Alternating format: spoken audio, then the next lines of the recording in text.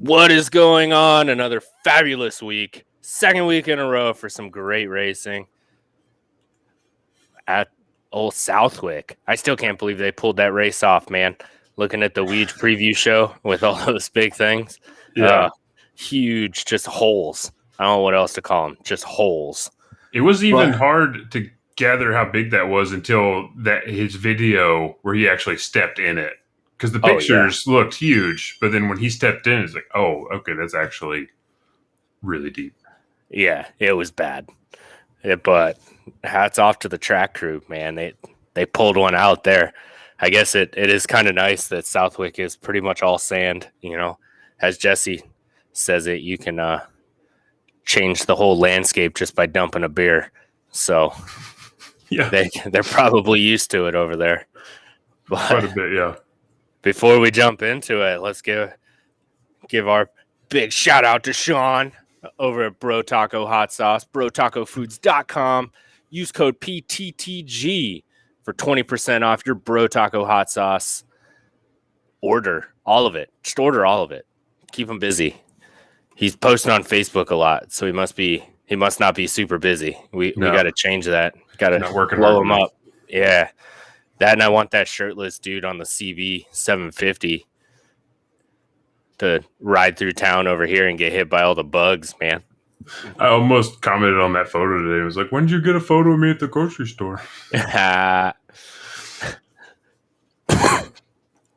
Also, we got Sunstar Sprockets and Chains, sunstar-braking.com. Use code PTTG30 during checkout to get 30% off your order. That's for both Sunstar and braking products on the website.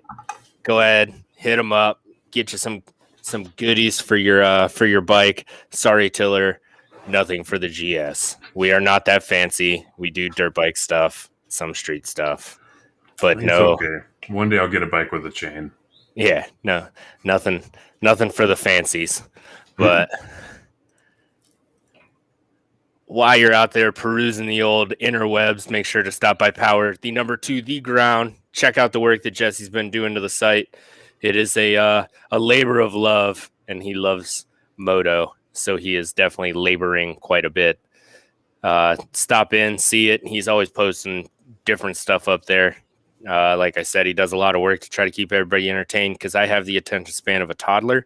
So usually if I can remain fairly entertained on a website, that means he's doing a pretty good job. Somebody's doing a good job. Yeah, I mean, it's true. I'm surprised I get through this whole show without getting distracted and like walking away or something like that. What was that? Mm-hmm. Yeah. Also, this podcast and the website are both powered by NovaPro Media. NovaPro.media, I think, is the website. I should probably write it down. But speaking of being distracted, I always think that I'm going to write it down, and then I get distracted and forget to write it down. So hit them up. That's what it is. Is it? NovaPro.media. Look at that. My old brain power flying on 100% today. It's probably because I stopped and got that peach milkshake before we started, man. Got me all juiced up, ready to go. Good old peach. Right. So, NovaPro.media. Get all your media stuff done. That is another one of Jesse's things that is going on. And as you can tell, he does good things. He's pretty much built this whole podcast from the ground up. Him and Steve. It's hard to say Steve with like an excited voice without sounding like the mom from Waterboy. I just realized that. I'm stuck here with Steve. But it's, sorry to everybody named Steve out there. I am a child, but at least it's entertaining. I don't know. Other than that, I don't know. How's the week going so far, Tiller? It's Monday, right?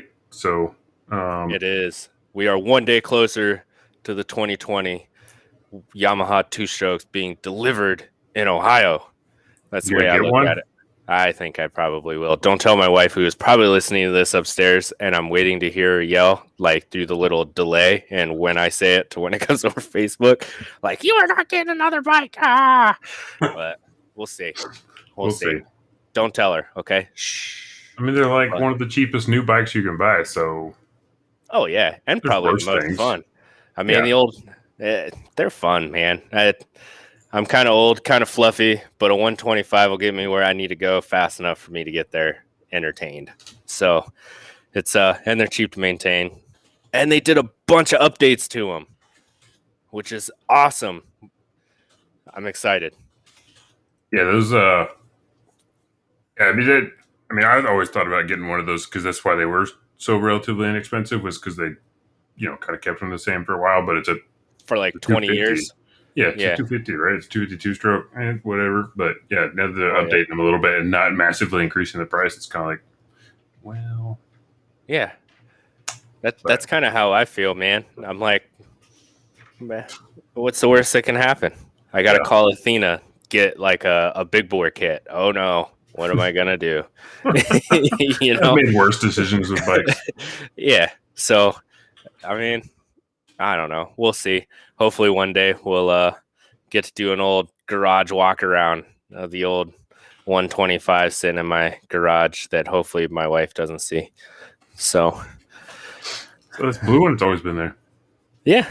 It looks just like the other blue stuff sitting in there. The Sportster's blue, the quad's blue, the golf cart's black, but I'll paint it blue. It'll be all right.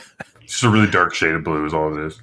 Yeah. It's just all the blues combined to be one really, really dark blue. That's all it is. Yeah. That's it. But other than that, I mean, that's probably the most exciting news. If you're from around Ohio and you do cross-country racing, then the Ohio Youth Cross Country weekend was happening this past weekend. I took the kids up there. They did their first all-day track experience, and they were stoked. Heard about it for 2 hours on the way home. Quads they were actually not worn out, or they were just still so pumped from moto adrenaline that they couldn't fall asleep. Both.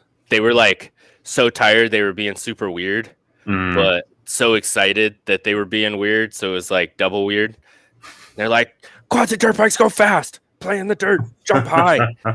I'm like, yes. Exactly right. Oh yeah. So they were pretty excited about that. But I did get an interview. I have to finish editing it. My like 1 hour of free time a night makes it kind of hard to interview or edit interviews. However, we'll get it done. I might try to sneak it into next week's show. And that is he finished third overall through the youth day, and he had the ride of his life. Like I was telling him when we were there, I was like, man, if I didn't know it was you riding, I think it was like Bryson Neal or something, man. Like he showed up to race this weekend. It was awesome to watch. Just how excited he got too. Like watching the kids, if you guys don't go watch youth races, see how excited they get and how much they care. They care more than the pros, man. And they get excited. And the pros are like, yay, I finished the race. And what the kids are, they get down, man. So it's a big passion of mine is the youth racing across the nation, but especially in Ohio, man. So yeah, it was nice to go be a part of that and be able to take my kids for their first time and see all the other kids running around. So now I'm going to have to add a YZ 125 and maybe a couple 50s to my garage. I don't know. I'm going to have to buy the neighbor's house just so I can keep stuff over there. What? Tell them they don't need their garage. Oh, yeah.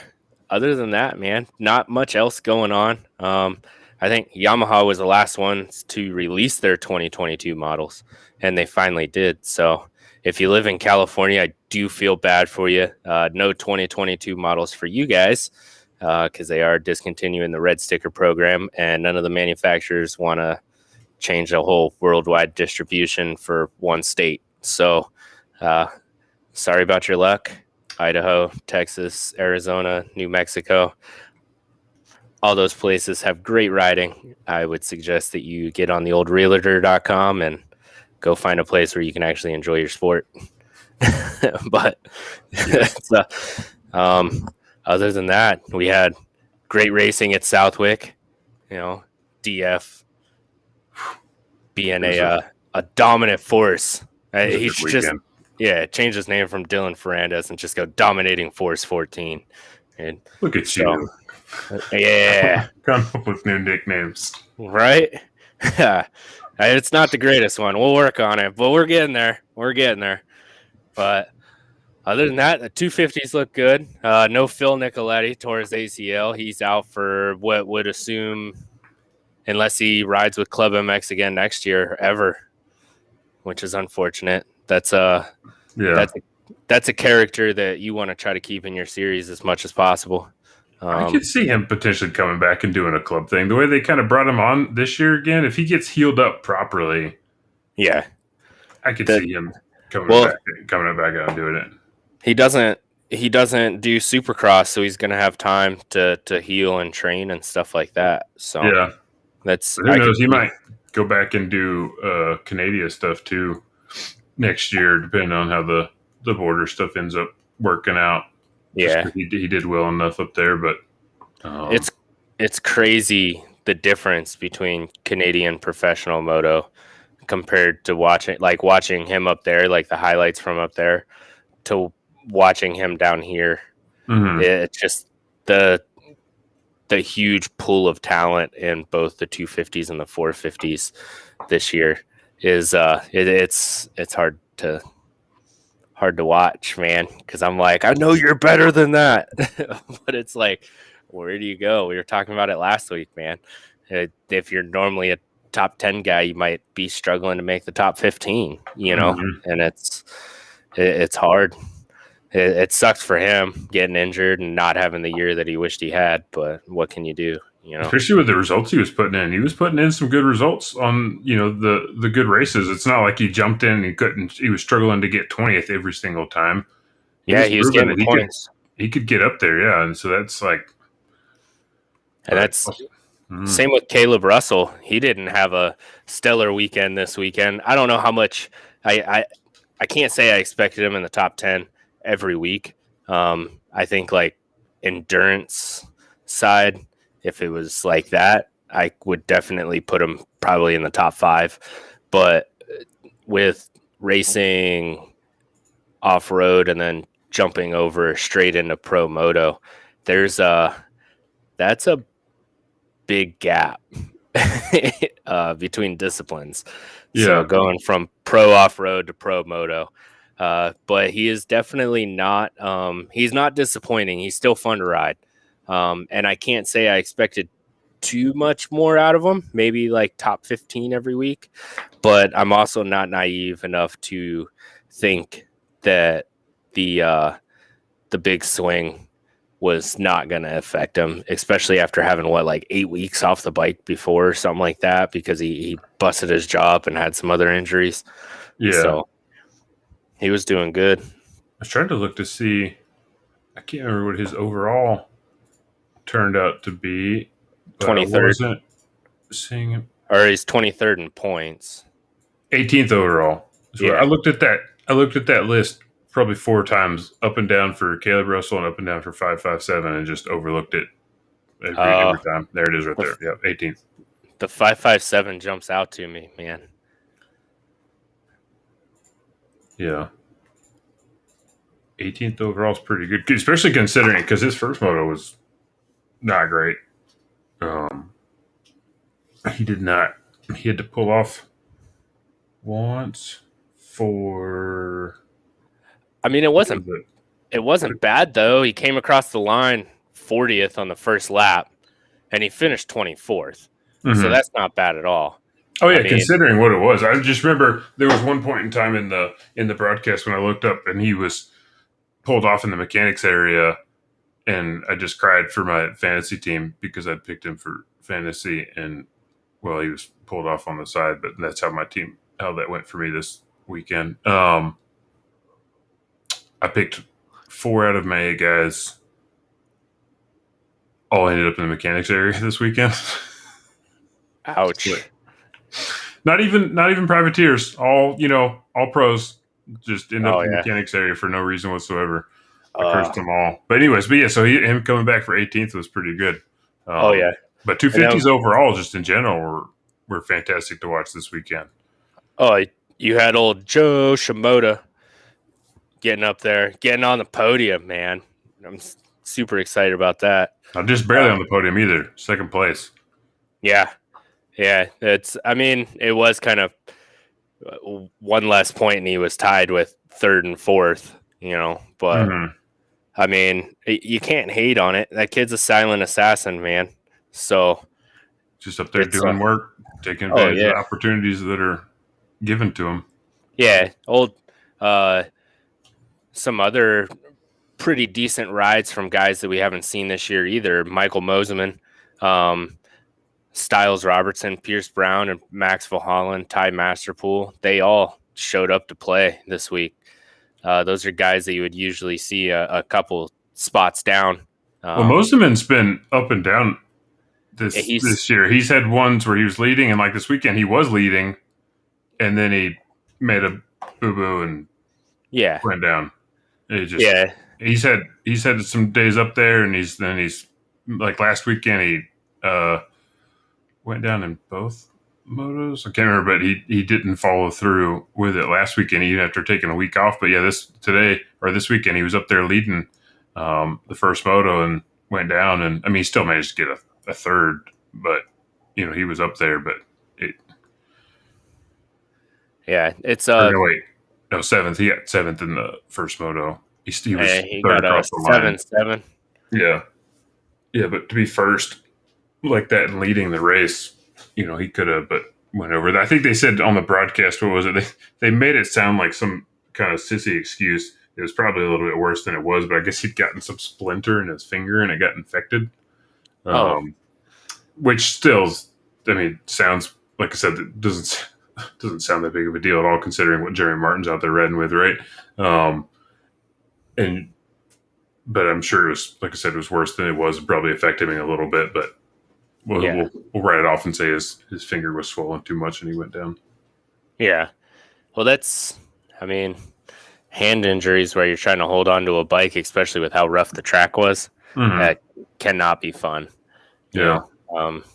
And maybe that's what old Jeremy Martin was feeling too, because those starts were the first laps, I guess I should say, were apparently not his friend this week.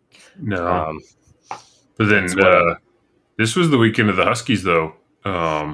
They did 1, 2, 4 in practice for overall times, or second qualifying at least. Julie nailed the whole shot on the first one. Granted, he faded back, but he's still young, though. Yeah, I mean, first. I think this was his first time at that track. And for it to be the kind of track that it is, I mean, they get some sandy stuff down there in Florida, but it's not the exact same kind. And for him to, and I made a point last week to talk about, was this really after him going out and doing that overall, was last weekend a kind of for him, or was it still totally okay? Because, like we ended up talking about, it was his first one, and for him to come out and still be able to put in a fast qualifying time and then go out and show, at least in the first moto, that he had speed, because it's not like the guys he got passed by were slow, for that first moto to fade back from getting a whole shot, fade back to fifth. Second moto was not so hot, but still, he did good. Well, that's old Maximus Volholland. He showed up this weekend too. I was a little surprised to see him way up there. He had some good battles with the guys that did pass him. He did not just let it happen. Yeah. Especially in that second moto. I mean, he faded a little bit, but once again, he's young. This is his first full season outdoors, racing against some of the best in the 250s in the country, if not the world. So it's at least the continent.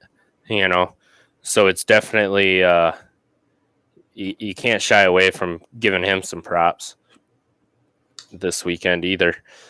Who else did we have? There was somebody else.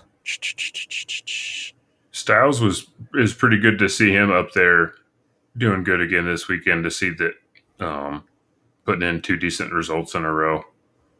Yeah, yeah, and that's I mean, the same with Hunter to go 1-1 after not having. I mean, he had good starts, but he didn't have like great starts. He still had to battle for those for that 1-1. It wasn't just take off and leave everybody. Mm-hmm. He impressed me too. What was it? I was just looking at somebody and I was like, oh dang. Oh, Josh Faries getting in the 21st. That kid, if he gets a good ride, because I think he's like a true privateer, like in every sense of the word. Mm-hmm.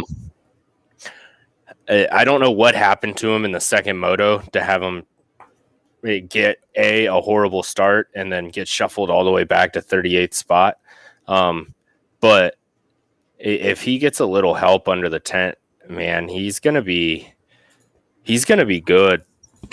I mean, he's already good, but he's just gonna have that extra couple of steps, a little bit of pep in his step to be able to be. I could see him probably top 10, top 12 pretty easily if he did have a little bit more help, not taking anything away from his family and his dad and stuff that's doing everything to help him get there.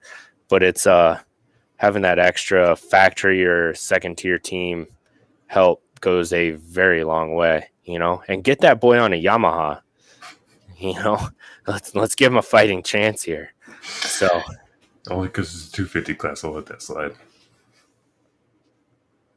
Yeah, that's Old Smokers joining us again. He said thought Valhalla would be more of a threat after the first moto at Fox. I try not to think anything about Fox and Paula because there are quite a few teams that ride there a lot, and it's kind of it's like a practice track battle, There's the thing a lot of them said at the beginning too.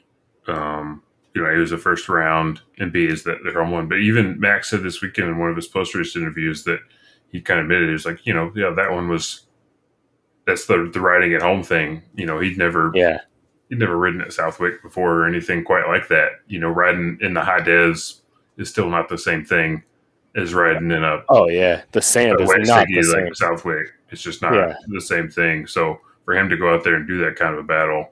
Yeah, I mean, it is kind of hard to know, too, after you see him, the rookie, go out there and hole shot and do so well at both those motos. It does kind of give you a little bit of wondering, like, well, maybe, like if he would have went out there and did 5.5, then we'd be like, oh, okay, yeah, this is just his home track thing. But they all ride, Paula, too, so it is kind of that one thing where like there was that little bit of neat hope. It was like, oh, this would have been cool if he could have gone out there and done it a couple more times. But for him too, it's not just physical ability. It's a lot of the mental game there too for him.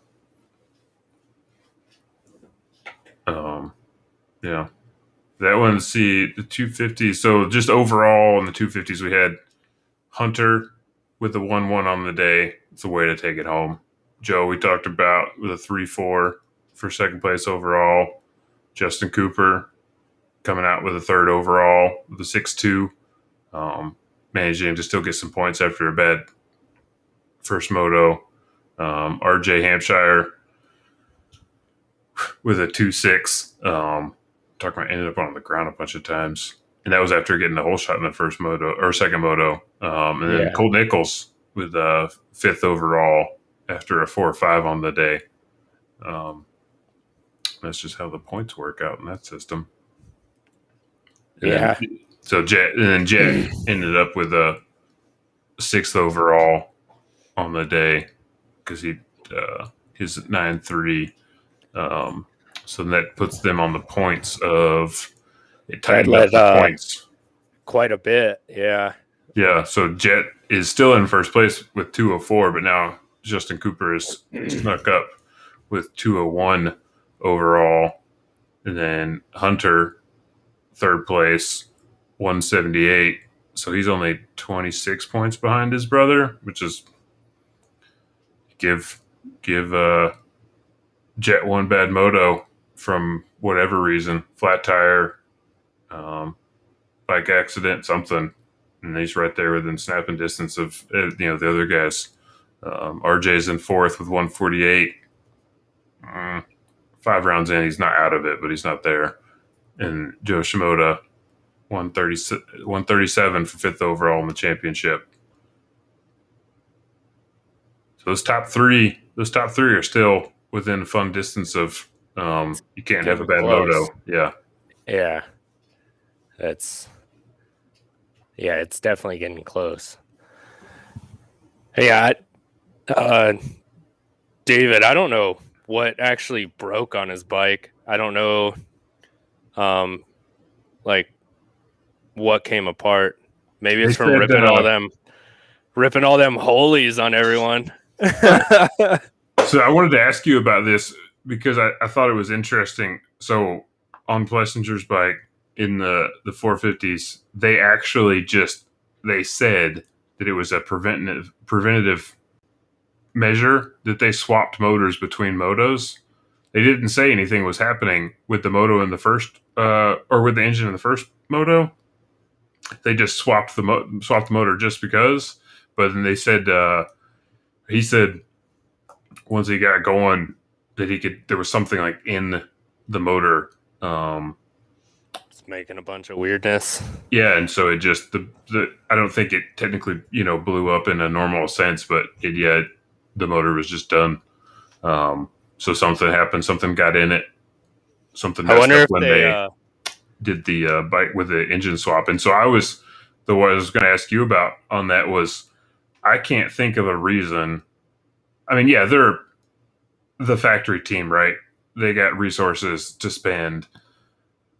But when you think about it doesn't mean that they remember to put the oil in it, though. Yeah, when you think about something like that happening, how bad does the motor have to be from the first? Like, if the motor's just fine, we're just going to swap the motor just because. Like, I just can't think that doesn't happen. They don't just swap the motor just because they want to swap the motor between motos. I don't know. Maybe it had like a weird valve tick or like a knock on the bottom. I can't imagine with how much they build those things up that the bottom end lasts very long, or even the heads for that matter. Yeah, I'm just thinking, the going into the weekend, they got a fresh motor, right? Yeah. For the bike. Like, I don't know. I can't imagine them just. I mean, there's a lot of things that could happen. We're just doing it just because. Well, you also have to remember it's a sand track, and those Yamahas with that direct intake. Yeah. Maybe they didn't like what they saw in the air filter. Maybe they saw a little sand going down into the housing, going down into the throttle body, and they were like, let's take it out before, and it doesn't take a lot of sand to chew up valves and valve seats and everything else. Yeah. So I mean, I agree with you. I can't fathom why they would want to anyway, but it's not unheard of. Well, it's not unheard of. I'm just saying, like, if they're going to say that we did it, why not just say why you did it? For them to say, like, we did it just because we wanted to. It's like, that's horseshit. You don't just change a motor in between motors just because you wanted to. Like, there was something you saw, like, to your point, like, maybe you saw that too much sand was getting in there and you were kind of worried about it. Like, give me a little bit more detail about why you were doing it. Not just be like, we thought it would be a fun exercise to test and see if we could, not make a mistake and, cost our guy 25, like potentially 25 championship points. We just thought it'd be a fun test. No, you didn't. Like, something was going on. And it could have been anything. It is a 4-stroke, man. It's not like you can just rip the jug and the head off and put it back together with duct tape like you can on an old 2-stroke. Yeah. So it could have been anything. It could have been maybe they get paid to work on the bikes. I just do that shit for fun. Mm-hmm. So they theoretically should know way more than I do. But I could see him maybe pulling it because there was a knock somewhere, especially like a bottom end knock, Mm-hmm. And while those are very noisy motors, you can definitely hear when something is not right either. And feel it too, yeah. Oh yeah. So it could have been something like that. It could have been like with what happened to Zacho last year, where they got so wrapped up in changing something that they forgot to put gas in it, dude. Mm-hmm. Like, people do make mistakes. So they could have taken out maybe the quote unquote poopy motor and put it back in on accident, or they could have forgot to maybe take the rag out of the intake, Mm-hmm. or the exhaust side, or maybe they didn't tighten the exhaust bolts down all the way and it lean popped the whole way going down the start chute. I mean, there's so many things that could happen in a blink of an eye that, I mean, I can't even fathom it, and that's kind of, and that's just the crazy part that like blows my mind for them to just say, "Oh, we just felt like we wanted to do it." It's like, no, you didn't just feel like you wanted to change motors. There was something there, like that would have just been nice to know what it was, because exactly as you illustrated, there's 1,000 things that could have happened. Yeah. If you had a motor that was running right, why would you risk exactly what happened? Yeah. I mean, I don't know. I get where you're coming from, and maybe they thought it was a motor issue, but it was actually like a tuning issue. Mm-hmm. Maybe they were, what they thought was a knock could have been detonation. Man, I don't know. There's a lot of shit going on in those pits in between the races. So it's it's hard to say, and when you're riding it, you're just feeling and hearing a knock, I mean, unless you've experienced like detonation from bad fuel, bad tune, I mean, I've ridden Harleys my whole life, so I know a thing or two about having a shittily tuned bike and getting lean pops and detonation and everything like that.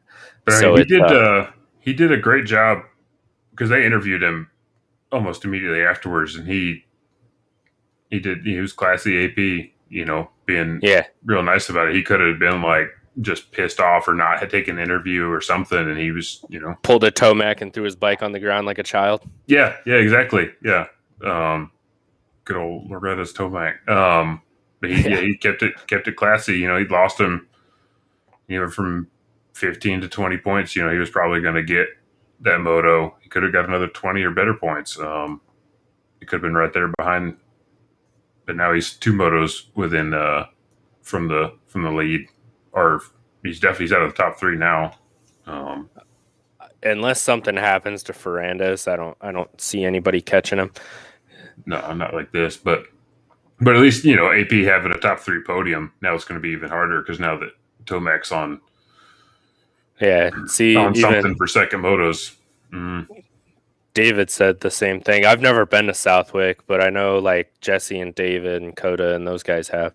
I have raced in the high des for quite a while, and I know what sand does to those motors. And it doesn't take very much for them foam filters to fail with the sand. So I've roached one or two. I have definitely melted a couple motors, and they were Suzuki's too. I mean, I've broached Yamaha motors up there, Suzuki motors, stuff like that. But that sand, man, it's bad, especially when you got 40 motor. That's one of the hardest things to look at when you take it apart and you see what the sand's done to it. You're just like, yeah, even like 2 minutes, you're like, oh, that didn't sound right, and you just shut it off. It's too late, man. But it's I would be willing to bet that the sand theory, getting somewhere in the intake of one of those Yamahas, is probably why they might have saw something or something like that without getting super technical on a live broadcast or a review show or something like that, where they saw something that they didn't like. And like I said, those motor guys get paid to do that. I just do it for fun. So I would assume that they know a lot more than I do. But it is with a sandy track and 40 other dudes throwing roost right in the intakes of those Yamahas, man. I could see it possibly being a sand issue as to why they changed it out. Yeah. It's been, but yeah, and you illustrated my point exactly. It's just for them to be able to say, it's like, oh, we just was a preventative thing we wanted to do. Yeah. No, you don't. You don't just decide to, like, we want to try changing motors between on our top guy. Like, they could have tried it out on Craig if they wanted to test swapping motors. But anyways, that's for them to say like we saw something that was preventative. That would lead me right down kind of the line that something was not showing where it should have been. Yeah. Or vice versa or whatever. But it's well, I guess since we're so deep into 450s, man, we might as well just jump into it anyway. Yeah. But yeah, I mean, the motor was good enough for him to get a third overall or a third in the first moto, which is good. Yeah, and that's the bikes are all. I mean, what we're on pretty much the last year for most generation bikes from when they change a lot of them, because they all kind of change at the same time. It seems like, like everyone kind of comes up with cool new stuff around the same time or within a year of each other.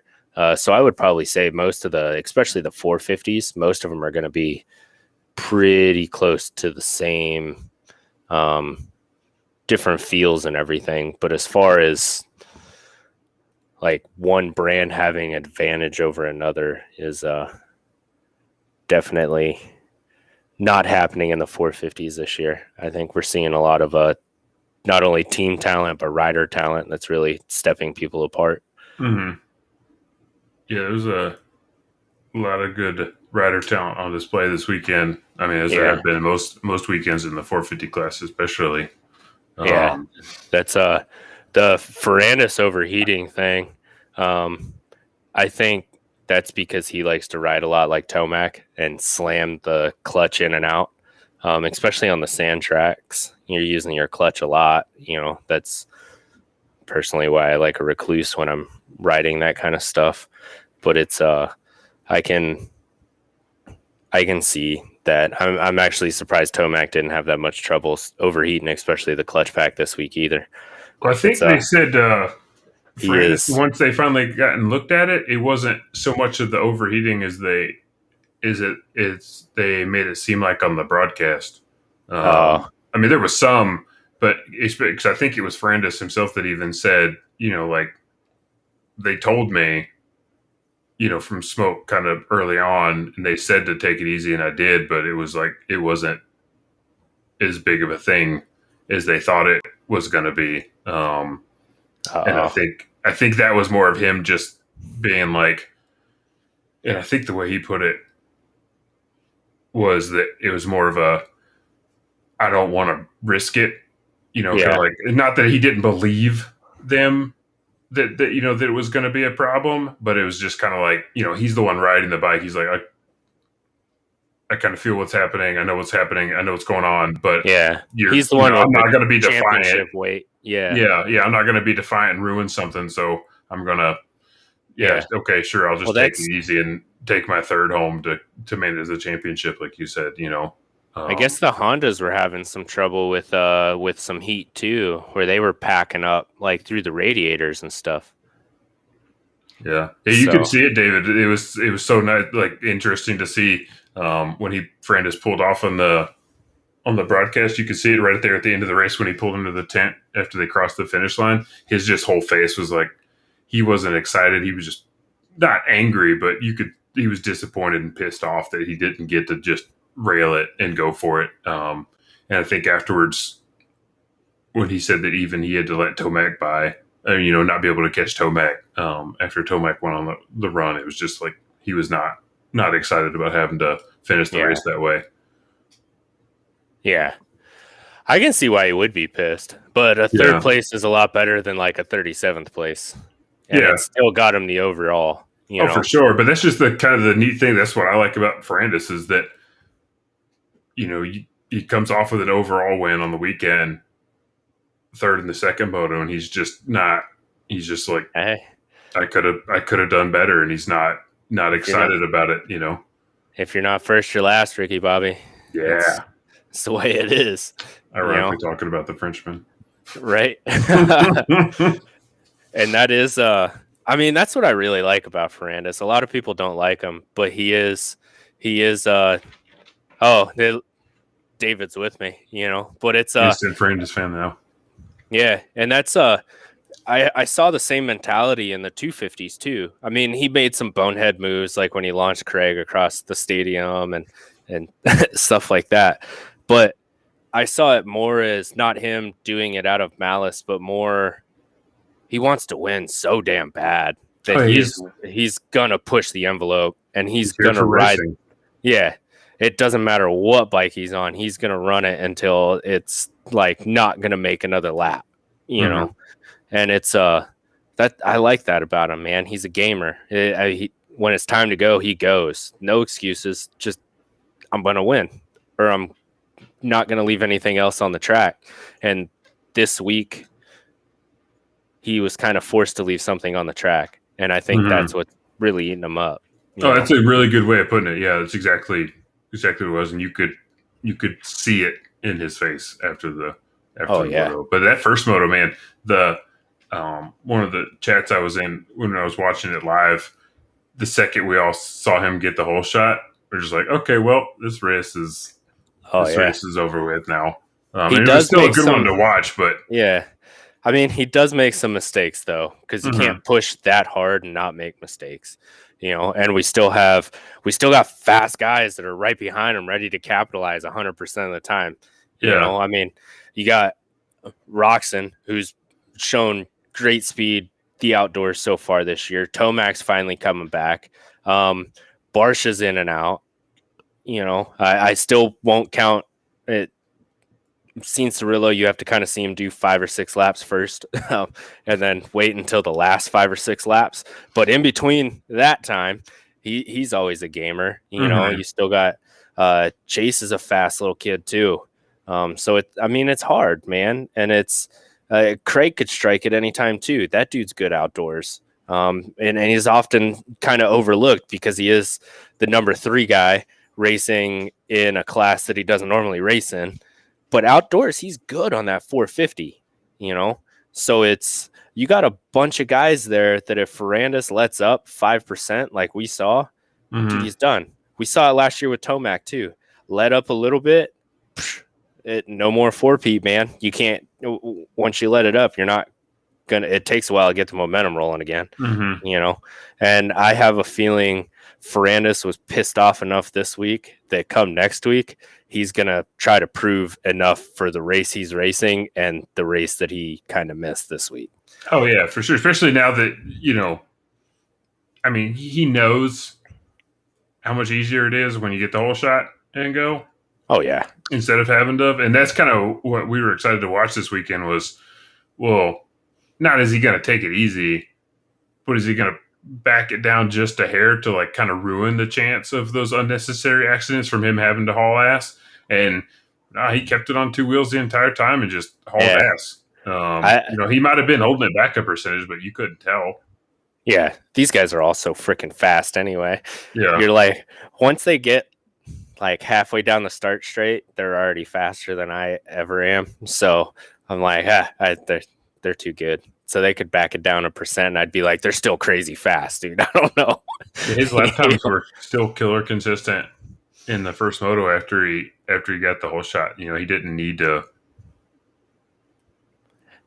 Yeah. And he races every race like he has to reprove everything in his life, though. So, and he's been like that since he signed with Star way back, couple years back, man, on the 250s and stuff. There's no nights off for Dylan Ferrandis, man. And that's it, like I said a little bit earlier, it's nice to see kind of Ken Roxon trying to bring that back as well. I mean, he's being aggressive. At least he was aggressive when I saw him at Redbud. The corner got a little bit more aggressive with him than I think he would have liked, but he didn't slow down. He jumped right back up, tipped the bike over, and kept going and salvaged at least a decent finish. This week, he did another great one with a 4.2. I mean, he's right there. And when you're right there, I mean, you're still talking. You got Barsha, Tomac, Plessinger. Webb is kind of wishy-washy, but then you still have Cianciarillo and Sexton, who are both young and really fast at times. So it's like, to be right there is you're moving, Mm-hmm. Justin Barsha showing up this week too, he was feeling it, man. Yeah, that was amazing to see him to be able to get on the podium. That was pretty exciting. He was really happy about it too, and he would not be happy about it, but seeing him really be happy about it in some of the post race interviews was pretty neat to see. Him get excited about it and not just being like, "Oh yeah, I got podium." He was still pumped for it, which is pretty cool. Oh yeah. I mean, he knows he's got the skill to be up there, but with this skill, it's kind of hard, So for him to be able to get it's exciting to see.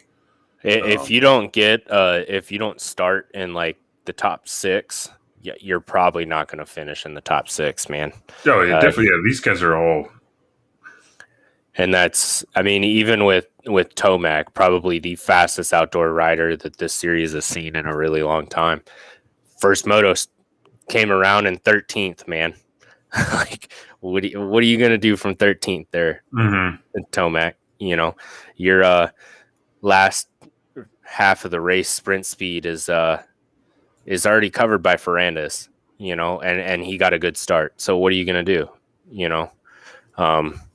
And it's I think a lot of these guys are realizing that, yes, you can have great race endurance, and last year, the year before, that meant a whole lot, but guys are covering that game now. You got some guys that are real fast in the second half of the race, and the first half they're just going for a start and trying to get everything set up to push.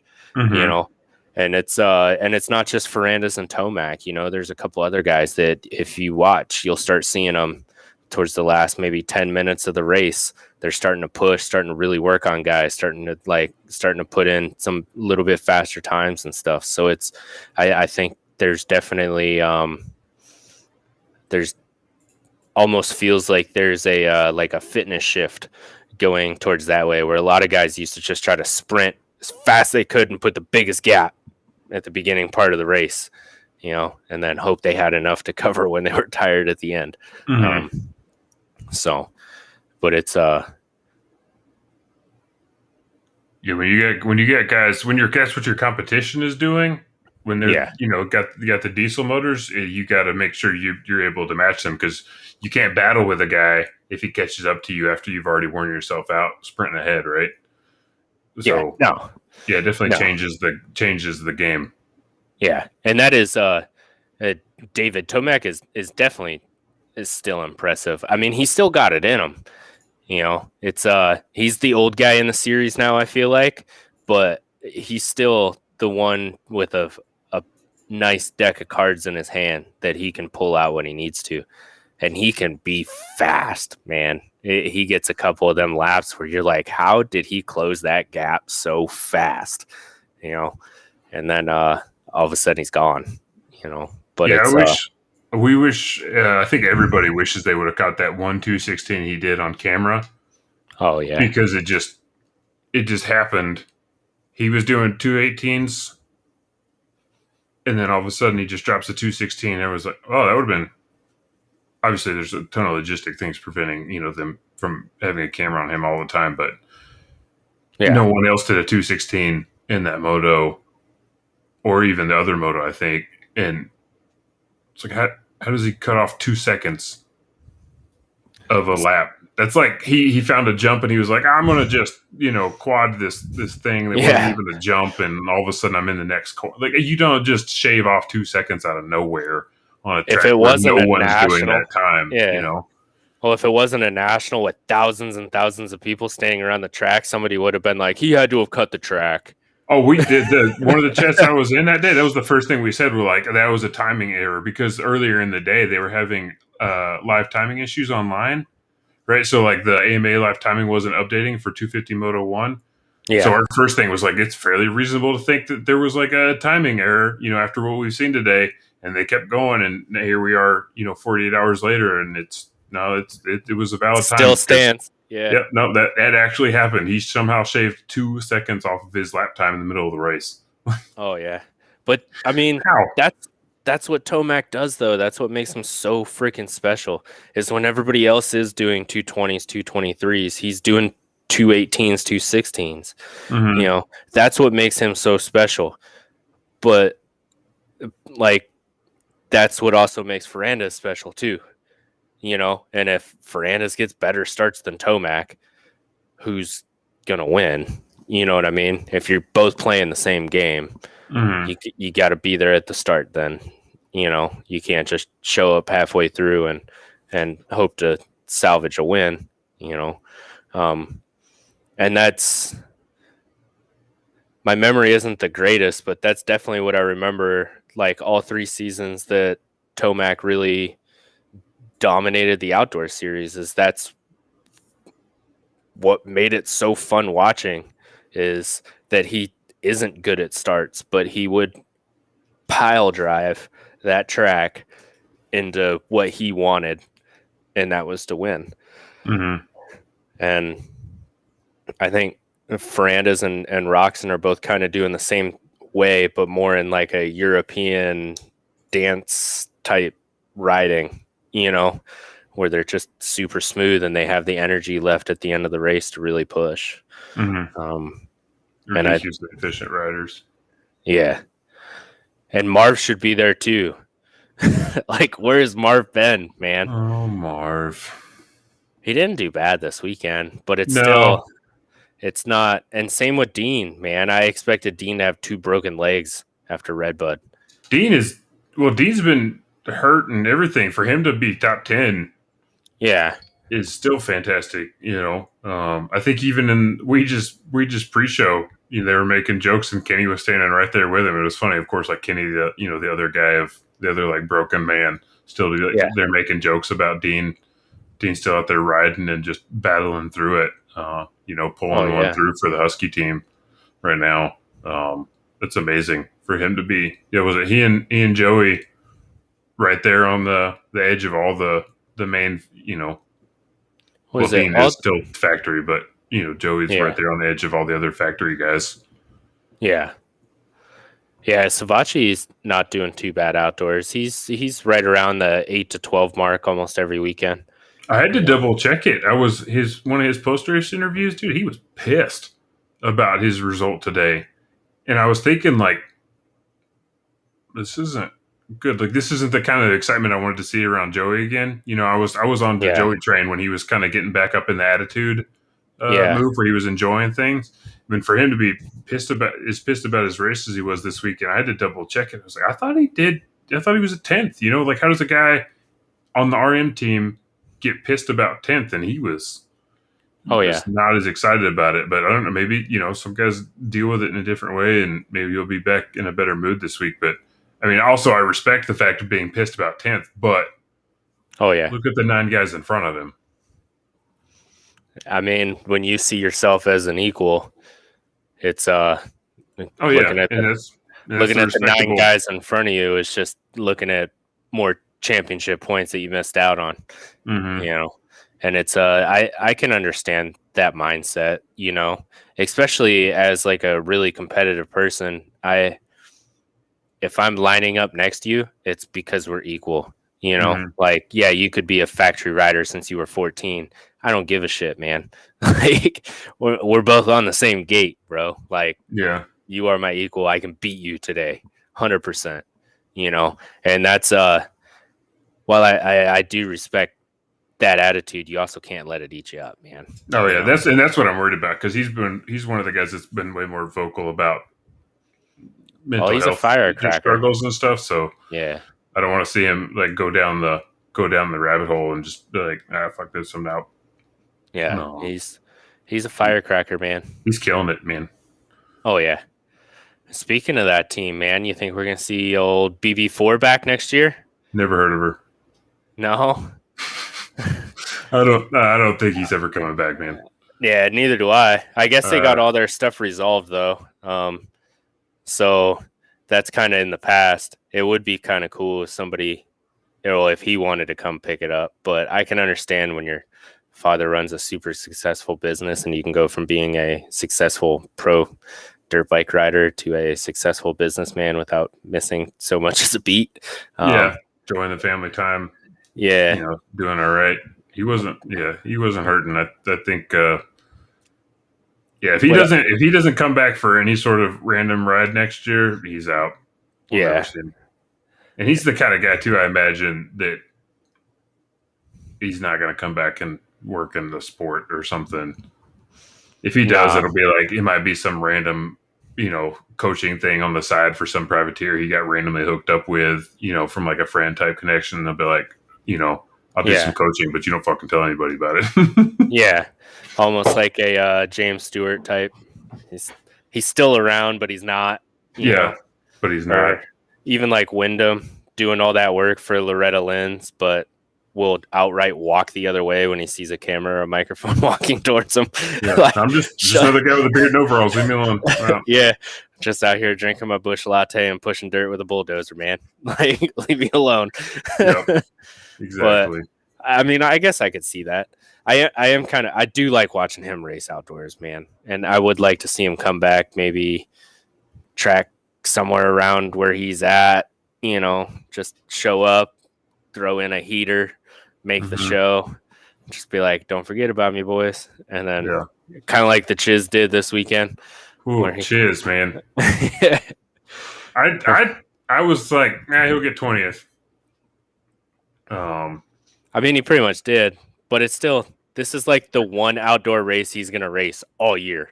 He only picks like one or two every year, shows up, throws down, goes back. To clarify, I didn't think he'd get 22nd overall. I thought he'd do one moto, he'd like nail a 20th and that'd be kind of it. Yeah. No, I mean, he was out there. He's ridden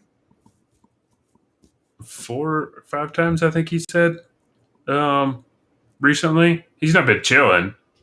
He's been chiseling, but he hasn't been training for outdoors. And he was just like, he got an opportunity. He's like, I'll go try it. Yeah. And for him to walk out there and beat some of those other guys that have been training.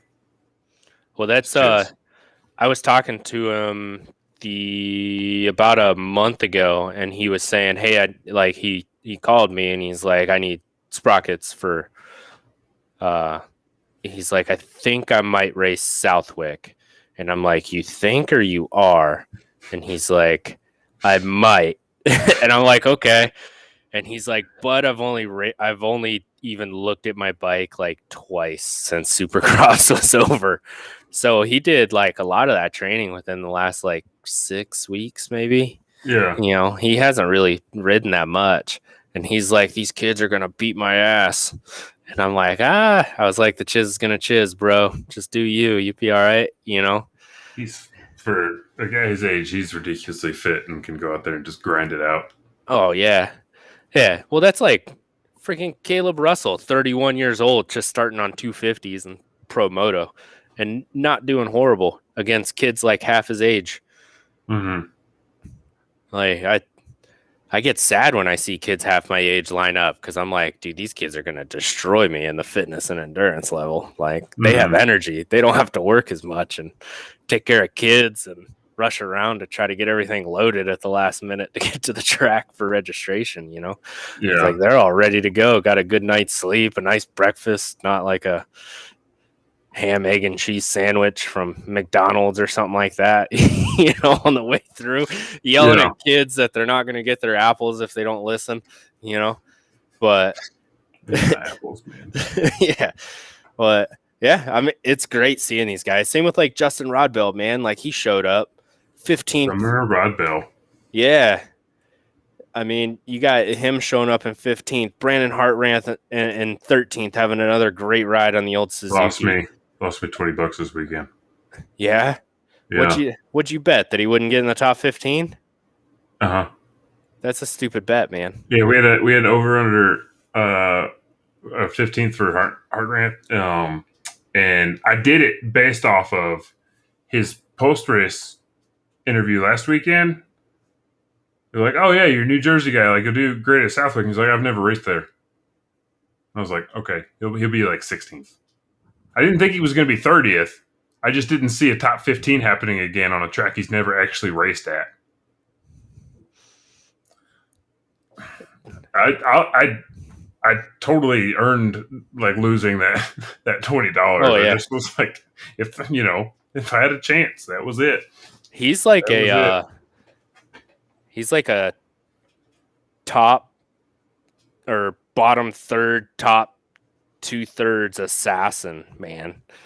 Like if you see the yellow 28 and you're somewhere in like the 16th to 11th spot, you're like, oh shit. You know? Yeah, Like, I'm really curious to see how he does next weekend. 2 races in a row. It's not fluke, but it's like whatever. yeah. Like it could happen. 3 races. That's something. I want to see him be 15th or better again next weekend. I don't want a 20th or better next weekend. 20th or better. If he's like 20th to 15th next weekend, like okay, maybe he's on the backside of his little hump. And then Yeah. 2, he's such a not a head case, but he's definitely on the mental side of like I've got to he really feeds off of doing well or not doing well. Yeah. And so for him to be really happy and excited about doing well, because you can even see it in his post-race interviews, man. He's like one of the guys that is clearly way more childishly excited when he's had a good weekend. Oh and yeah. furthest from that when he's had a bad weekend. And if he can keep that feeling going and just riding it through the week, being happy every morning when he gets up and keep going, that should be it. So if he's keeping that up and he's able to still do another one next weekend, yeah, he's there, man. Well, you figure Ansy is supposed to be the number 1 Suzuki guy. He has not had good weekends. Brandon has beat him almost every weekend, dude. Not just these 2. It was just these 2 weekends. Was it just these 2? Mm-hmm. Yeah, I remember seeing him. Anstey's done better than him the other weekends. Anstey's had some bike issues the past 2 weekends. That's I remember not excited about him. Maybe it was a little early in the race at Redbud, but it looked like I remember Heart Ramp getting him at Redbud, and I was excited. Oh yeah, I think he did beat him at Redbud. He got 10 points and 8 points. Ansy got 0 and 10. Yeah, so, last weekend was the first weekend the first weekend he beat him because Ansy was having bike issues. Yeah, there's 3764 3488 6702. Yeah, so maybe it was. Maybe I'm just so not used to seeing the old yellow number 28 up towards the top that it seems like he's been up there for a while. I don't know. Oh yeah, I mean he's been with the exception of the very first moto, he's been in the top 20. So he's been in the range, but he didn't beat Ansty until first moto at High Point. He beat him by 3. I keep clicking on the wrong tab. And then Ansty had a bad moto 1 at Redbud.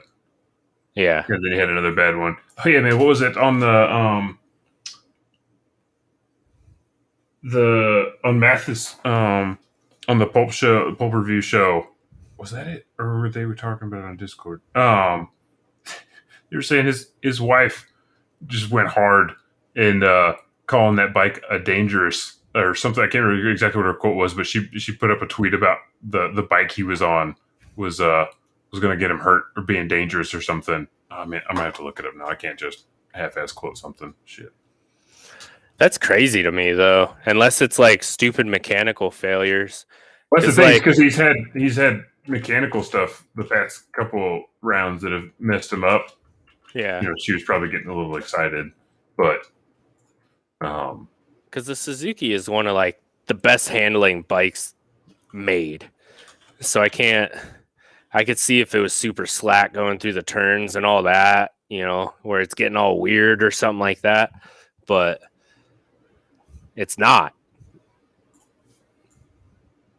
Yeah, it was whatever, because he was off on the side of the track multiple times with bike issues. Yeah, sounds like a mechanic issue, not a bike issue.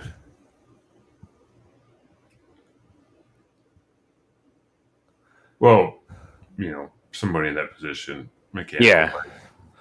Which I could see maybe that is because I don't think they have a super deep budget as far as mechanic stuff.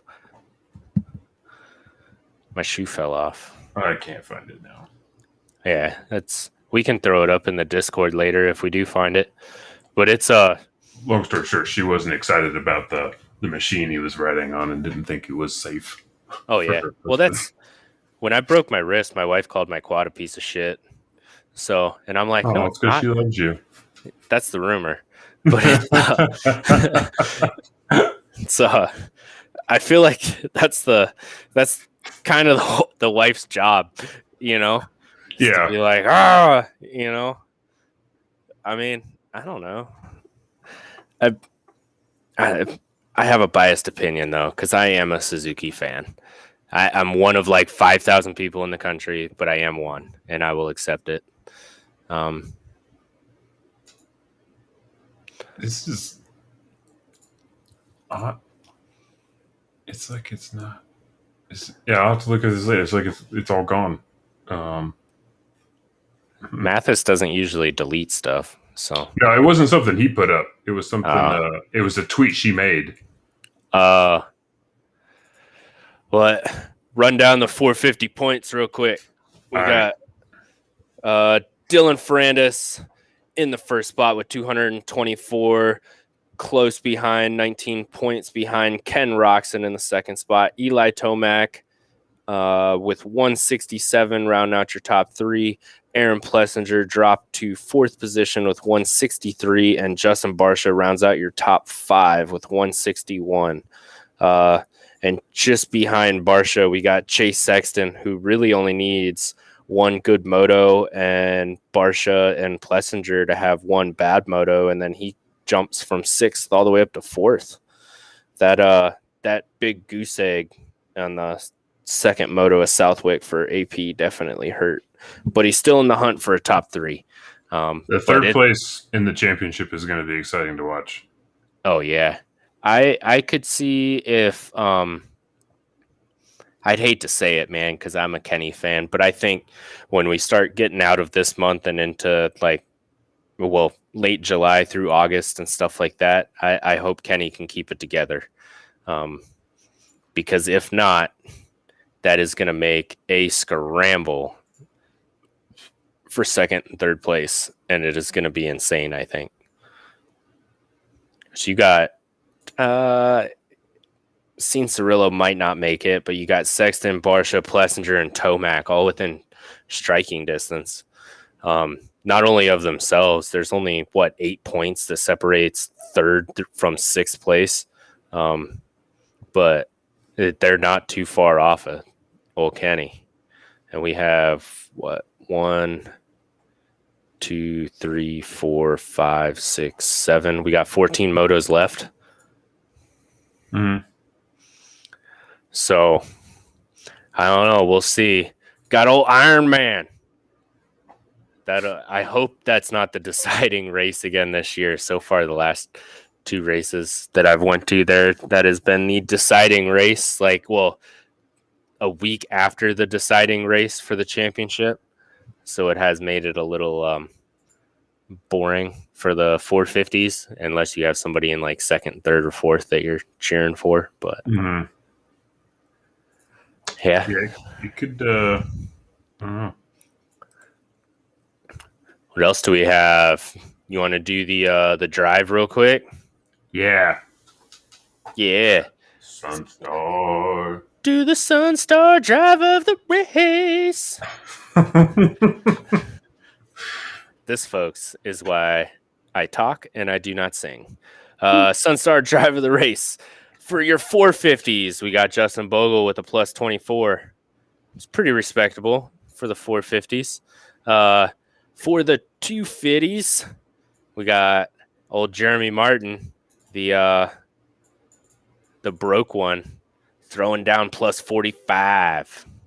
So it's hard to when you're fast and you get bad starts. Yeah, it's hard to do the 45 without thinking of shit. What's that band? I can't remember. Song? Huh? Shinedown. Yeah. Shinedown song. Yeah.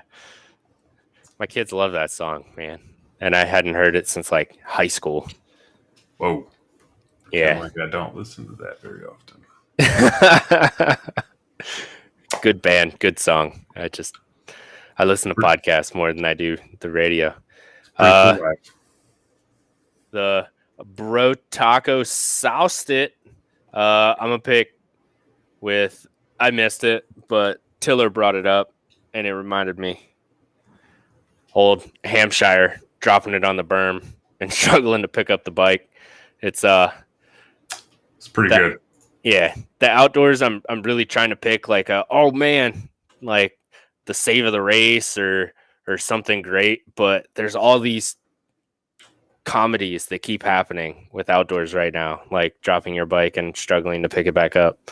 That just makes me want to pick them. And what? See if I can find the video of it because it's funny, like watching him just struggle with it. Inside of his helmet, he's just yelling and screaming and just cussing up a storm. Yeah. And what Diller has a Jet versus Jalik. That was a tough one to call. Like it was total just racing incident, but Jalik was just hanging it out there, man. You couldn't tell if he got loose right as he was trying to scrub it or if he ended up scrubbing it because he was getting loose and then came down and Jet was just right there on him. Jalik lands.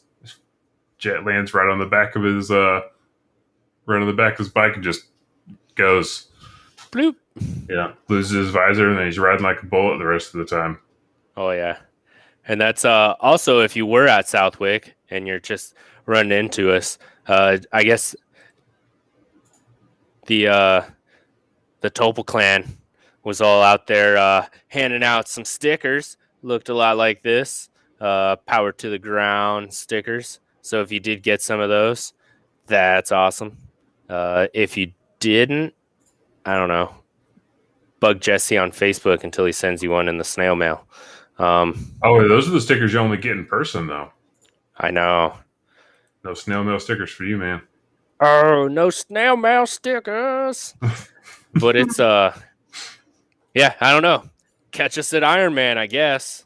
Oh no, You're gonna have to go to another pro national to get a fancy sticker from a podcast. Is that the next one you're going to, or are you going to another one of the next two? I don't know, man. Ironman for sure. We will see what I got going on for the other ones. I do want to try to make it down to Loretta's for a couple days this year, as well as Minio's. So I do want to kind of not spend a bunch of my travel budget just going to pro nationals because I do like going to watch the amateur races just as much. So I don't know. Ironman for sure, though. I'm not going to miss Ironman. I don't care if I got to wear my freaking hip waders or my chest waders. I'll go dig them out of my duck hunting box, man. I'm still going to Ironman. So, Ironman. Yeah, I sit at the top of Godzilla anyway, so I'm not too worried about getting too swampy. But yeah, you still going? I think so. I'm working on the details, trying to figure it out. It's gonna be a long weekend, but they're all long weekends. Well, it sucks that the closest one to me came and went, or no, that I wasn't gonna be able to make it to, so I have to go to one that's 8 or 9 hours away. So it turns it into like a 4-day weekend, but you do it for the moto, right? Right. It's all for the love of the sport. Smell the race gas. Because that one's in August 20th. Yeah, I got some time. I don't even remember what the other one was that was closer. I'm not sure. Maybe it was High Point. I don't even remember why I couldn't make it to the other close one. I guess it was High Point. Yeah, we were talking about trying to meet Jesse at High Point and Southwick, and it's this year was just hard, man, because everything's so freaking broken. Let's see.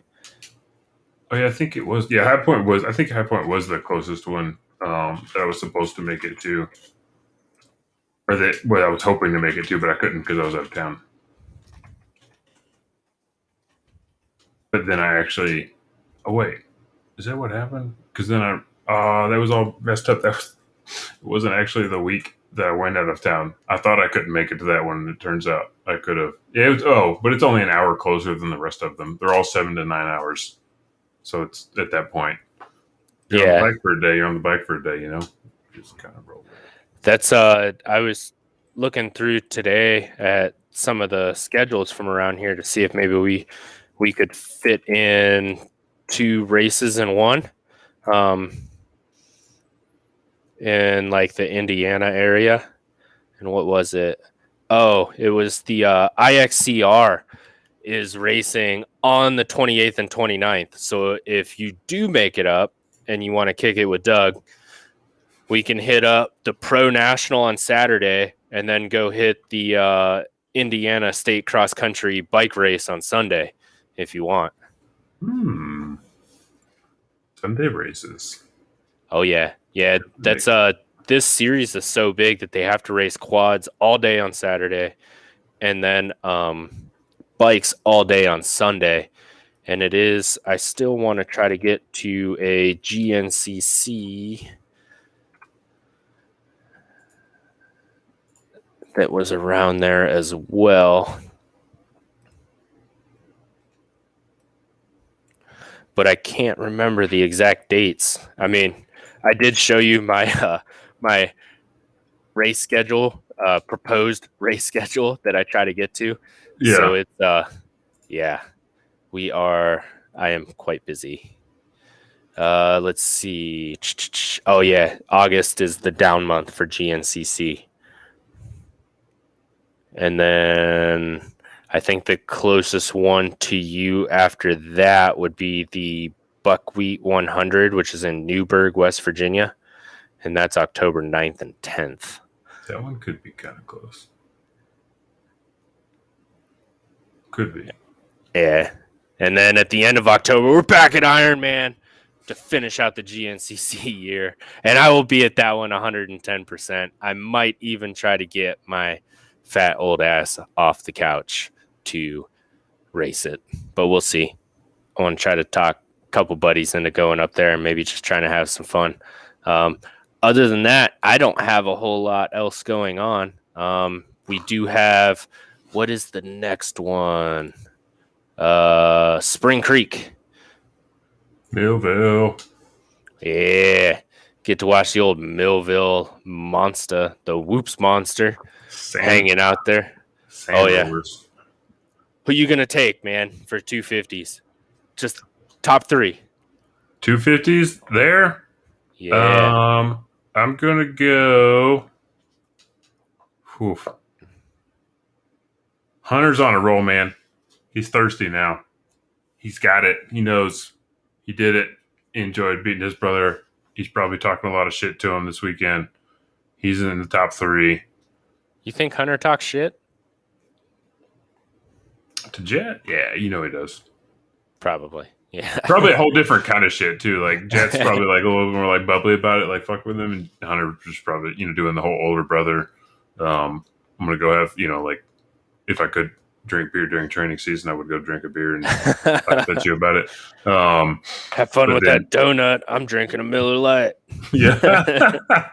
I think Cooper's going to have to.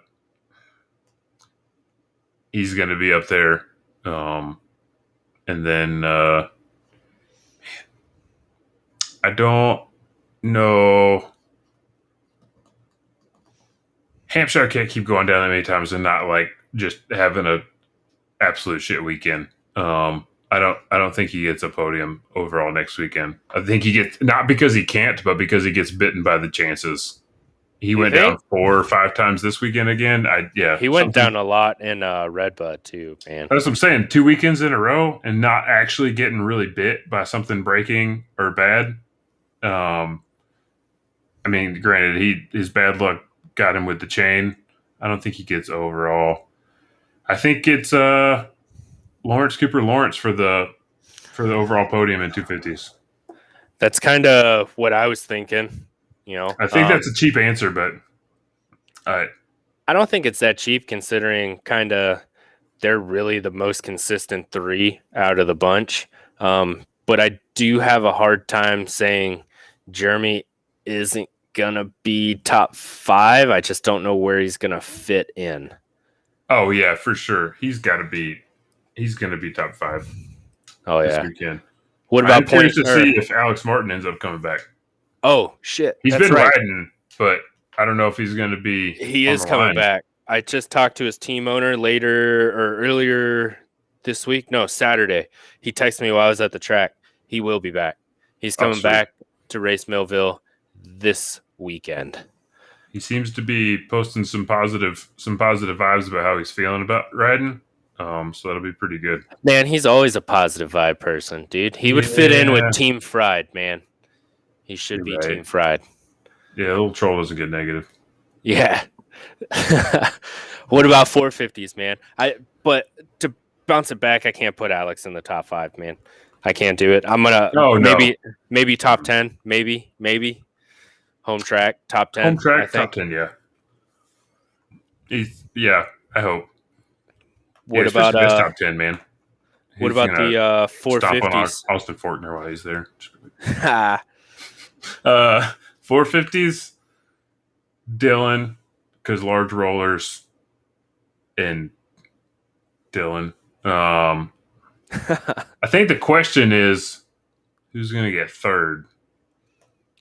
Well, who are you putting in second? Yeah, Ken. Yeah? Yeah. Yeah. Yeah. Actually, you know.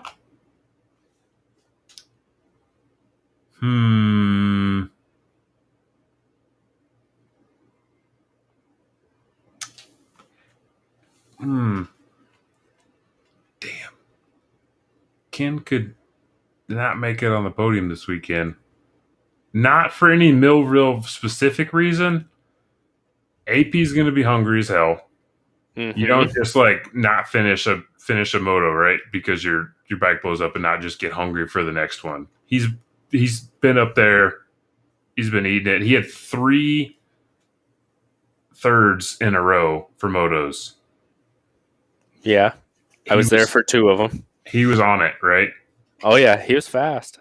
Eli has been getting it. He went 14181. He could, if he gets rid of the crappy first moto, he's totally there. Barsha's horny from last weekend, right?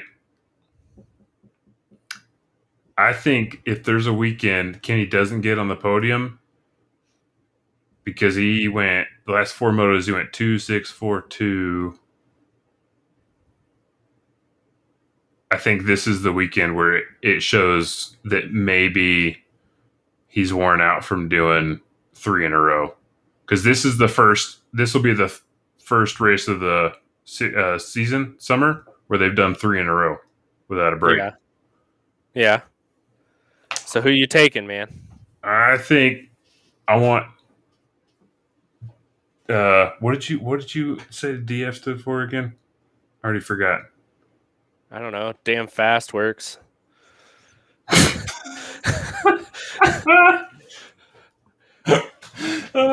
Yeah, Dylan. Anyways, I forgot what you said. But yeah, Dylan's in the top 3. I think AP gets an overall, and I think Tomac figures the first moto out, and then murders everybody in the second moto again. So you just bouncing all them up and Kenny down to like 4th place, or are you taking AP at number 2 and Tomac at number 3? Kenny's in 4th. I think Tomac's going to get 2nd or 3rd.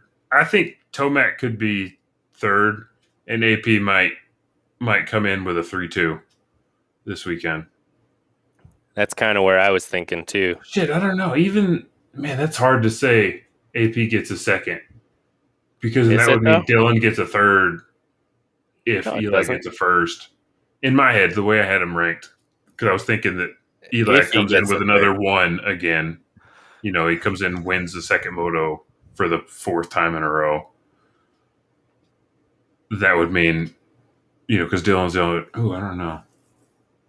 Yeah, I still think it's a combination of Dylan, Tomac, and Plessinger, and Kenny just gets fourth because he has a bad second moto. See, I was kind of thinking it was going to be Ferrandis, Roczen, Plessinger, because that's pretty much what we've seen quite a bit this year. And then Tomac was going to shoot himself in the foot with another horrible first moto.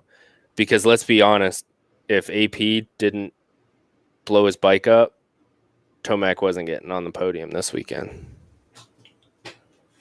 He would have had, what was the points? Tomac had 13.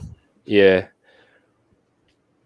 And you can't, it's hard to put Plessinger outside of the top 4 right now. Well, he like I said, he got the last 3 motos in a row.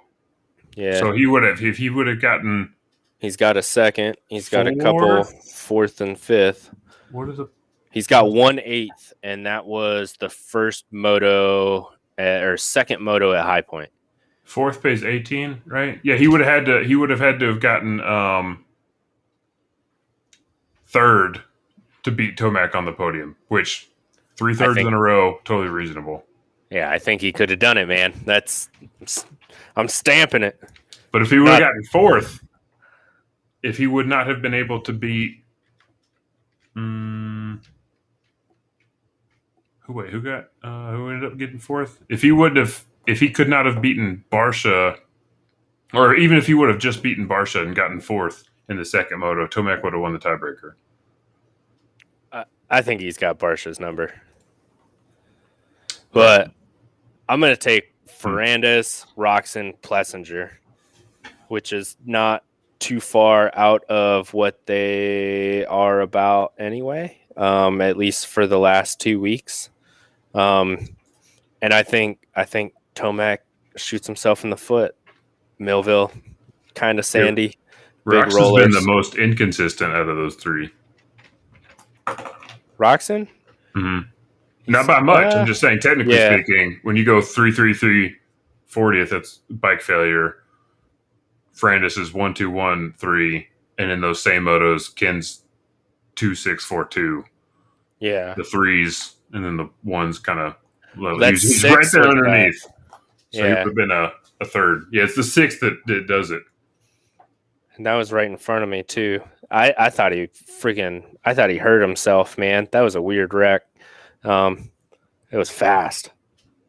But I'm gonna go Ferrandis, Roczen, Plessinger, and Tomac, not maybe a second off of the back of Plessinger's bike.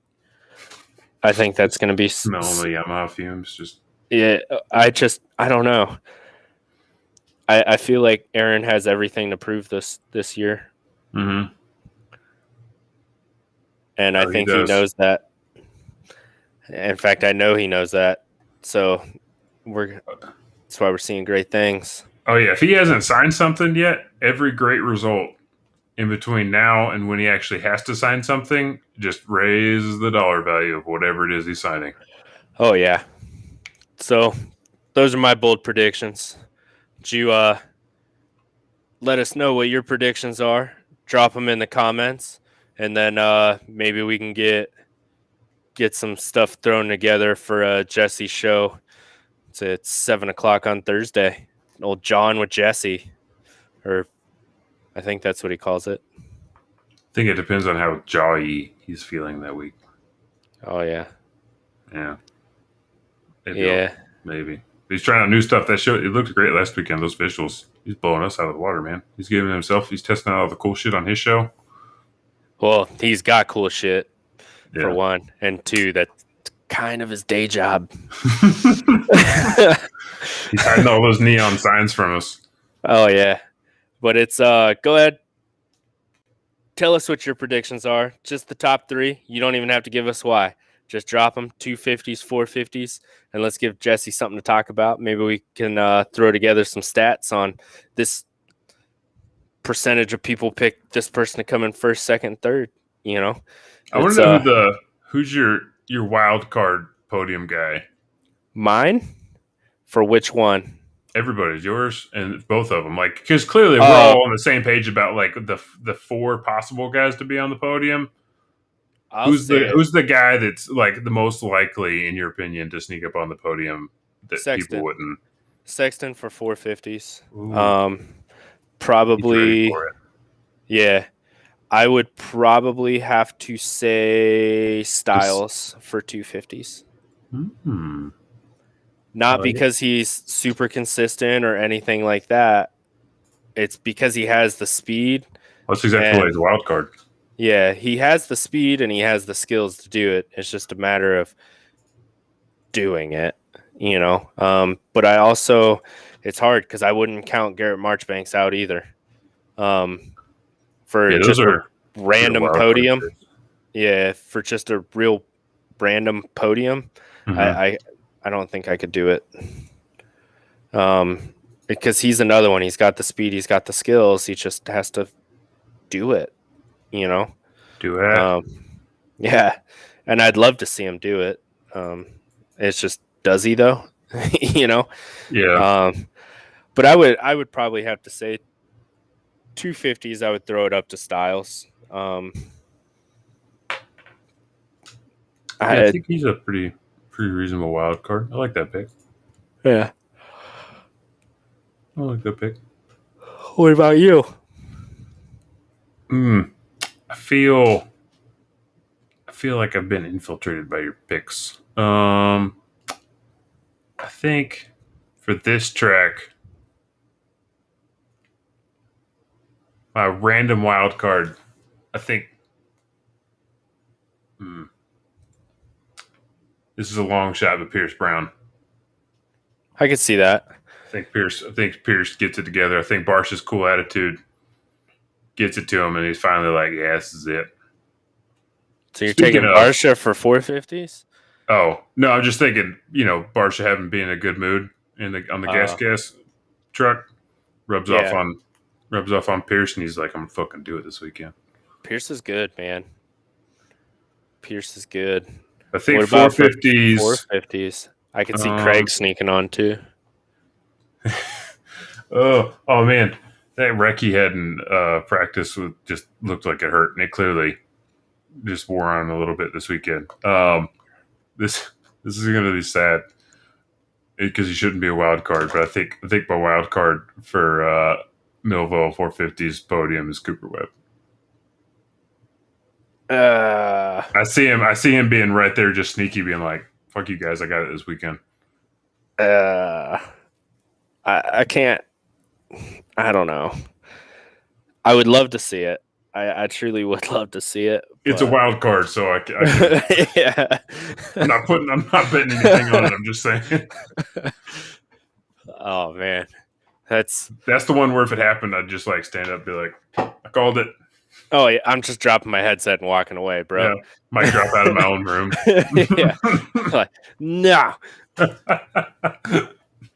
What happened? I mean, you never know. It's Millville. Oh, and that one. Before we forget, too, because you said you haven't gotten to watch all the broadcast, right? No. I think one of my favorite parts of the whole broadcast was 450 Moto 1. If you get a chance to look at it, the podium. Justin Barcia and AP have a pretty funny, just little moment there on the podium that's pretty great to watch. Past teammates.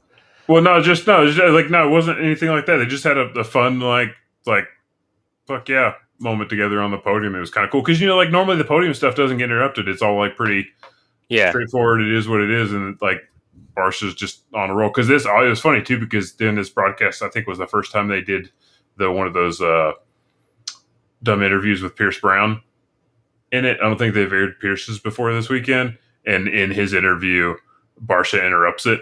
And it's just pretty funny.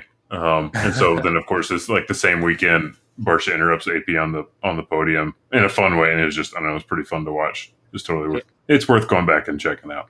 Yeah, that's I watched both the first motos, but I fast forward through a lot of that stuff. And then I usually double back for the press conferences rather than the podium speeches, but I'll go back and watch it tomorrow.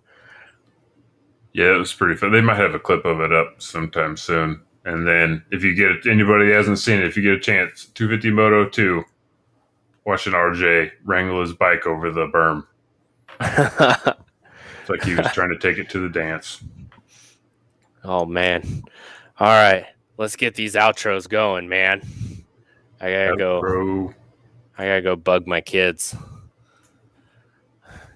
Got Sean over at Bro Taco Hot Sauce. I feel like I just broke something when I did that. Sounded like it. Yeah. I got Sean over at Bro Taco Hot Sauce. Stop by and see him. Throws together a good website and even better hot sauce. BroTacoFoods.com. Use code PTTG for 20% off at BroTacoFoods.com. Get you some brap sauce. Also, Sunstar Sprockets and Chains, SunstarDashBraking.com. Use code PTTG30 during checkout to get 30% off your order. That goes for both Sunstar and braking products offered on SunstarDashBraking.com. Any questions, comments, or concerns, you can email us at support@sunstar-braking.com. Especially comments. Yeah, or if you just want to talk shit, you can do that too. I'll probably do it right back. I'm highly professional. So we got Power the Number 2, theground.com. Don't forget to stop by. Say hi to Jesse. See all the hard work that he's putting in, not just for himself, but for all of us. It's great things, especially starting on this show as just a listener on Spotify and then jumping over to the Jug Club, getting a couple shirts, eventually coming on for, I think it was the 50th episode was the first time I was on with Sean and Steve and Jesse and them. And now look at us. I mean, we're, I don't know whose idea it was to have me do this and then bring in Tiller, but hey, it's working. Shit'll buff out, right? Adults make great decisions sometimes. Oh yeah. Also, NovaPro.media for all your media needs. I am working on Jesse to try to get him to help out some of the amateur motocross guys. We're going to be working on putting together a couple workshops as well as maybe some like resume builder stuff to help people get sponsorships, kind of navigate that old waters of trying to get some help for all you weekend warriors, with myself included, just taking what he knows about media and all that fun stuff and kind of combining it with what I know from working in the industry for a while. We're going to slam them together and make us a amateur workbook, whatever you call it, Oreo cookie thing. So it's yeah. But I mean, I didn't know how else to explain it, man. We're just, we're going to combine them together. That is something that we are working on. We have not forgot about all you little guys. We love you. In fact, you guys are the ones that keep the sport going week to week. Don't let these factory guys fool you. They wouldn't have any money if it wasn't for you guys. So keep doing you. And remember, if you need anything, reach out. Doesn't even have to be about sprockets or drive lines. You can reach out to myself, Tiller, Jesse, any of us. One of us might know the answer, or will sound good answering it. Yeah. Speaking of questions, though, do you know Mason Gonzalez? Have you heard anything about him this year? Yes. So I did talk to his dad not too long ago. He was a Sunstar guy for a real long time. We're trying to bring him back. His ankle leg issue was pretty bad.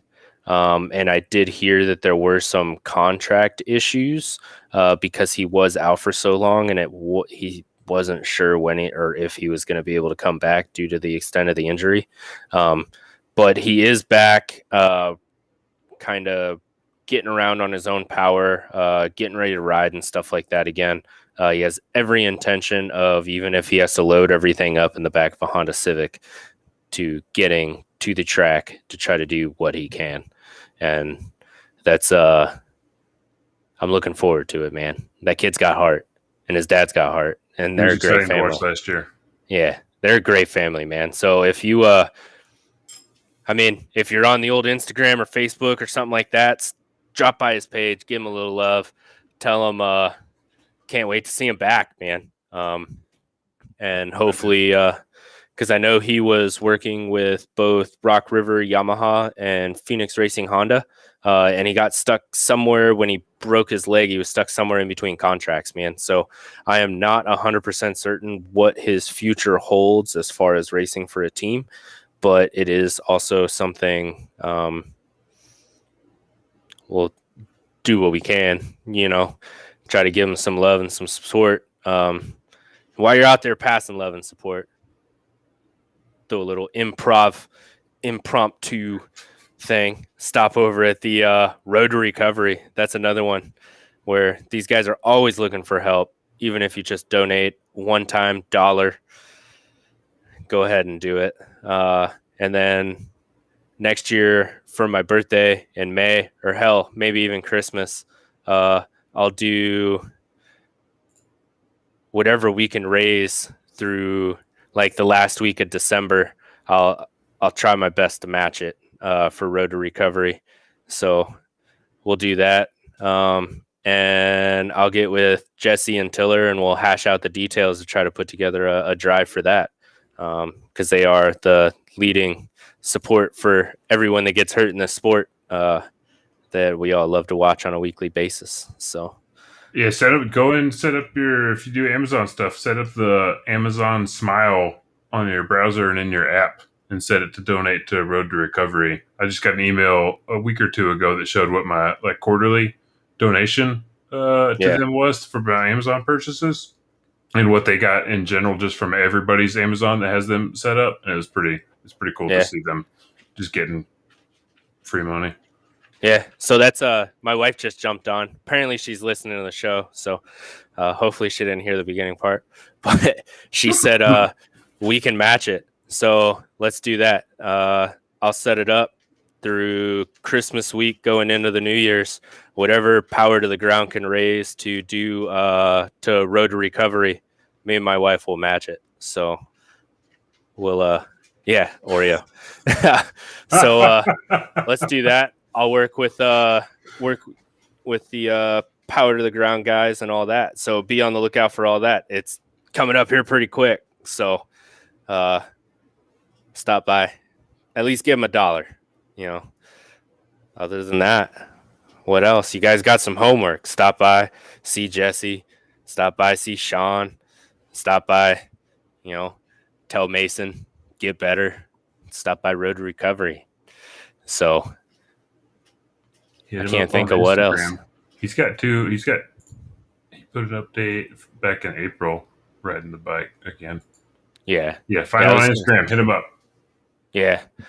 All right, guys. Until next time, we'll be talking about old Millville. I might see if I can get like a ghillie suit, dude. Do like a Millville monster episode, dude. I don't know. Scare everybody. Right? All right, guys. We'll see y'all later. Have a great night and a great weekend. And if you go out and ride this weekend, send us a video on the old Facebook. We love to watch you guys ride. So until next time. Peace.